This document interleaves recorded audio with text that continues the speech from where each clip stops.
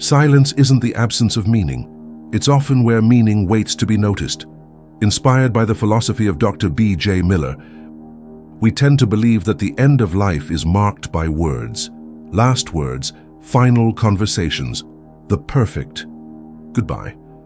But I've learned, especially in rooms where the body is failing and the spirit is still trying to speak, that silence isn't the end of communication. Sometimes, silence is where the most human truths unfold. There's something sacred about the way a person looks at you when they can't speak anymore, something that strips away the noise we're used to relying on. In those final days, we don't get sentences. We get glances, tears, flickers of recognition. A single breath, deep or shallow, that tells you everything and nothing at once. When we let go of the need for words, we start to hear life differently. Not as a story being told, but as one being felt. Here's a story about one of those moments, 3 days without a word. And somehow, I heard everything. He didn't say a word for 3 days, but the silence wasn't empty, it was full of him. He stopped speaking on a Tuesday. No warning, no dramatic pause, just a quiet shift, like a radio station drifting out of signal. The day before, he'd still been asking for ice chips and nodding along to the baseball game on the muted TV. His voice was rough, but it was there, familiar, low, always with that slight rasp that had made him sound older even when I was a kid. But that morning, nothing. He opened his eyes, looked at me, held my gaze, but no words came. At first I thought maybe he just didn't feel like talking. Then maybe he couldn't. The nurse checked his vitals, nodded gently, and said something that hit me harder than I expected. This is normal. Toward the end, speaking takes more energy than the body wants to give. It was the first time someone said, "toward the end," out loud. Until then, we'd been dancing around it. Hospice had been mentioned, comfort care, pain management. But this was different. This was now. I sat by his bed waiting for a word that didn't come. A cough, a chuckle, even a sigh. But what I got was his eyes. He looked at me the way someone does when they're still here, but already beginning to leave. And in those eyes, I saw more than I ever did when he was speaking. I saw tiredness. I saw peace. I saw fear. I saw memory. And most of I saw recognition. He knew it was me. He was still here, and in that space where words used to live, he was still reaching out, just in a different language now.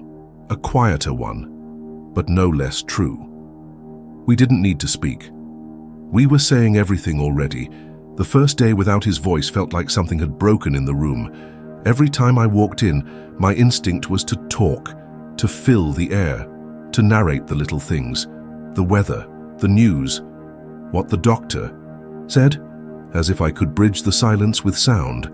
But he didn't need the noise, and slowly, neither did I. What started as awkwardness gave way to something else, something quieter, something more honest. We found new rhythms. When I adjusted his blanket, he blinked twice. When I offered water, he gently shook his head. When I held his hand, he squeezed just slightly. It wasn't much, but it was everything. His eyes told me when the pain peaked, when he needed stillness, when he was remembering something, maybe good, maybe not, but deep enough to take him somewhere far behind. Those eyelids. There were no more stories, no more advice, no final lectures or confessions, but I didn't need them. Because the truth is, most of what matters doesn't live in words anyway.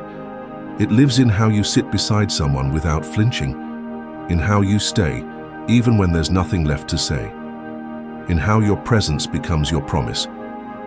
And I stayed. I read to him even when I knew he couldn't follow the words. I played his favorite music low, just loud enough to hum through the space. I cleaned his glasses, massaged his hands, watched his chest rise and fall with the rhythm of someone winding down. It wasn't silence anymore. It was communication in its most distilled form. Presence, breath, touch, eyes, somewhere. In those days, I stopped trying to get something from him. A message, a final sentence, a cinematic moment. Instead, I started giving, without needing anything back, and that felt like love at its purest. His body was letting go, but nothing about it felt violent. There's this moment in dying that no one warns you about. It doesn't come with sirens or alarms. It doesn't announce itself. It just settles in, a slowing, a softening, like the tide pulling back without resistance. By the second day of his silence, I began to see it, the way his breaths grew shallower, not in fear, but like someone stepping down from a long hike. The pauses between inhales grew longer. His fingers curled slightly inward, resting more than holding, and his skin, once warm and flushed, took on a cooler tone, almost translucent in the early morning light. But nothing about it felt harsh. It didn't feel like something being stolen. It felt like a release. I remember thinking how strange it was, how peaceful he looked, even as life slipped from his hands. The nurse came in and whispered something about Cheyne-Stokes breathing, the rhythm of death, that rise and fall, that deep gasp, followed by stillness. I nodded like I understood. But what I understood was different. I saw grace, not the spiritual kind you pray for, but the kind that shows up in surrender. The grace of a man who had fought for decades, for dignity, for family, for one more good day, and was finally laying it all down. I sat beside him just watching. No panic, no questions. It was the most honest thing I had ever witnessed, a body saying, "It's okay now. You don't have to hold me anymore." There's this idea we carry that death is loud, that it thrashes and screams, that it takes. But in that room, it gave. It gave clarity. It gave softness. It gave presence. And I started to realize this wasn't just the end. It was the beginning of my remembering. Because once you see someone leave gently, you stop fearing the moment. You start revering it. Shay's eyes opened one last time, and in them was every word we never said. It was late, somewhere between night and morning, that in-between hour when the world feels paused. The machines were quiet, the lights low, and I was sitting with his hand in mine, half asleep, humming something I couldn't place. Then he opened his eyes, slowly, gently, with effort, and everything stopped. He hadn't looked at me in over a day. His eyelids had fluttered now and then, but they'd stayed, mostly closed, his mind somewhere deep inside himself, or maybe beyond. But now, he was there and he was looking straight at me. His eyes, once sharp and steady, were glazed and heavy but alive. They didn't search, they didn't plead, they simply saw me, and in that look I swear I heard everything he couldn't say. I heard, "I remember you. I love you. I'm tired. I'm ready." I heard forgiveness, not because it was owed, but because that's what love does at the end. It lets go. I didn't speak. Didn't break the moment with words that would have fallen short anyway. I just leaned forward, touched his forehead with mine, and closed my eyes. In that stillness, I felt a lifetime compress into one sacred second. All the mornings he made pancakes without a word. All the nights he waited up in the dark just to make sure I got home. All the times we didn't say "I love you," but meant it in our bones. It was all there, in his eyes, in that final flickering light before they closed again, and when they did, he never opened them again. But I didn't feel robbed. I felt chosen. That last look was a gift, one that didn't come with explanation or apology, but with full silent presence, and sometimes that's more than enough. It didn't feel like something ended, it felt like something returned. The room had no clocks, but somehow I remember the time. 4:47 a.m. I wasn't looking at my phone. I wasn't watching the monitor. I was watching him. His chest had been rising slower and slower, each breath a little farther apart, like waves that no longer reached the shore. And then it stopped. There was no gasp, no dramatic exhale, no final sound to mark the departure, just a stillness, not the kind that startles, the kind that settles. His mouth stayed slightly open, his brow unfurrowed, his hand, still resting in mine, simply lost its tension. And I knew I didn't need anyone to confirm it. I didn't rush to press the call button. I just stayed. It was so quiet, and somehow it felt okay to let it stay that way. I had imagined this moment 100 different ways.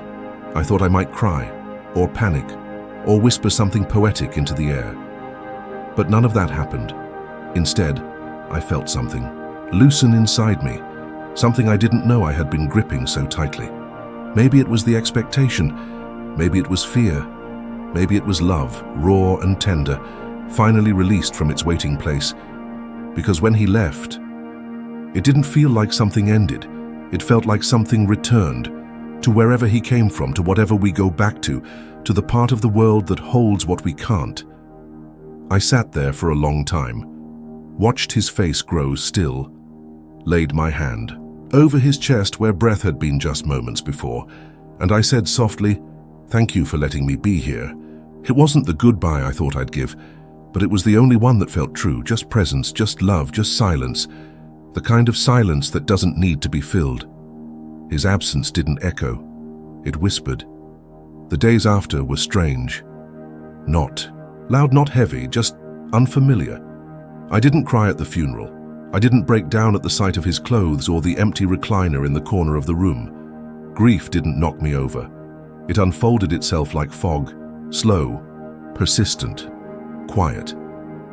What struck me most wasn't what was missing. It was what remained. I still reached for my phone to call him after work, still caught myself setting 2 cups of coffee in the morning, still paused in the hallway outside his room, like something needed to be checked. And in those moments I felt him, not as a ghost, not as memory, but as presence, in the way I folded the laundry, carefully, like he always did, in the way I locked the front door, checking it twice, just like he used to, in how I sat at the kitchen table in the early hours, listening to silence like it was conversation. He was gone, but not absent. His absence didn't echo, it whispered. I'd read once, maybe in one of those hospice pamphlets, that when someone we love dies, we don't lose them all at once. We lose them in pieces, a laugh you can't remember, a scent that fades from the closet, a voice that doesn't quite sound right in old voicemails.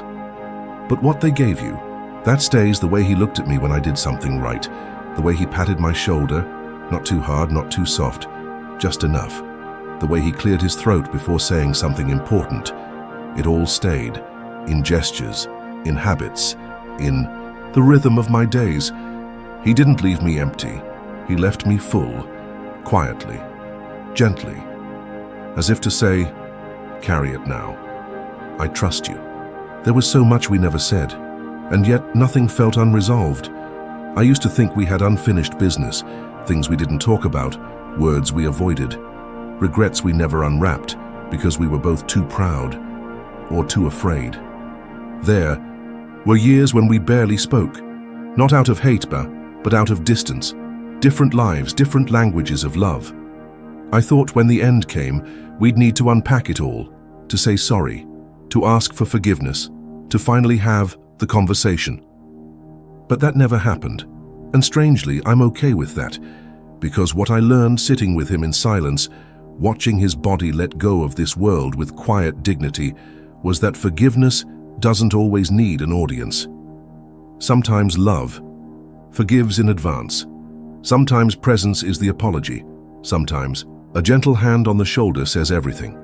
The tongue couldn't find the courage to speak. We never talked about the night I moved out without warning, or the months I didn't return his calls, or the way I rolled my eyes when he tried to give advice I didn't want. But he knew, and I knew he knew, because in that last look at the one just before the end, there wasn't blame. There wasn't a list of unspoken wounds. There was peace. That's the thing about dying slowly. It strips away the layers. What's left at the end isn't the argument, it's the connection. And what we had, for all its imperfections, was never broken. Just quiet. And in the quiet, I found the answer I never asked for. He had forgiven. Me and I had already forgiven him. We just never had to say it. He died in silence. And now I listen to life differently. Since he passed, I've noticed something strange. I talk less, I interrupt less, I rush less. It's like something inside me slowed down. Not from sadness, but from understanding. I used to think showing up meant having the right thing to say. That comfort was about words, about timing, about advice, but now I know. Sometimes the most loving thing you can do is just be there. No fixing, no explaining, no performing, just showing up. I find myself sitting longer at the dinner table, letting silence breathe between conversations. Looking people in the eye more often. Not looking away when things get uncomfortable. I listen differently now. I hear hesitation in someone's voice and stay present with it.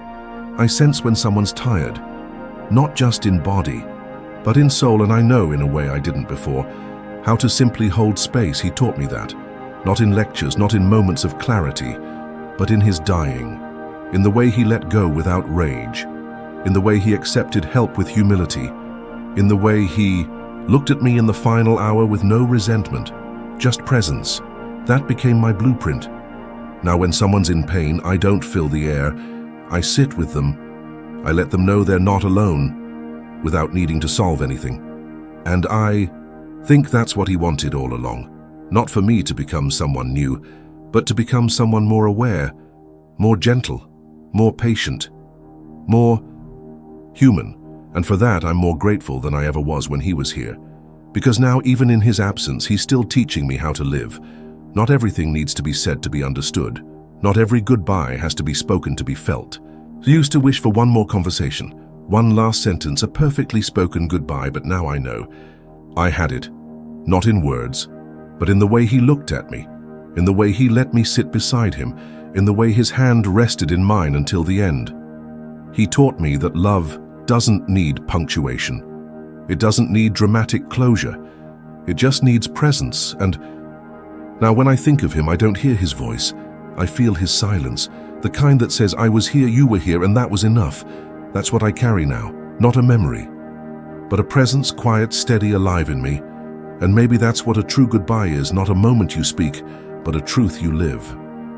If you've ever sat beside someone in silence, hoping they'd say one more thing, but realizing everything had already been said, this story is for you.